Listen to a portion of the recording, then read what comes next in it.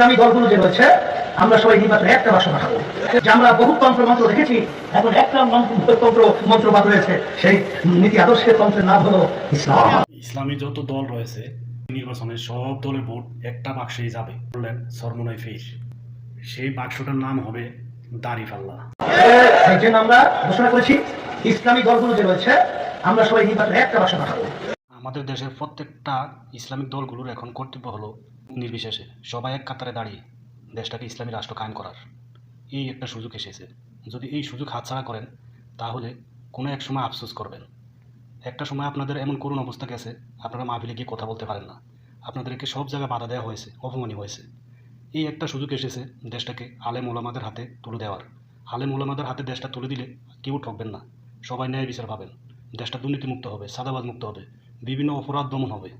এই সুযোগ যদি হাতছাড়া করেন তাহলে দেশের মানুষ পরে বুঝবেন যে কী সুযোগ নষ্ট করেছেন।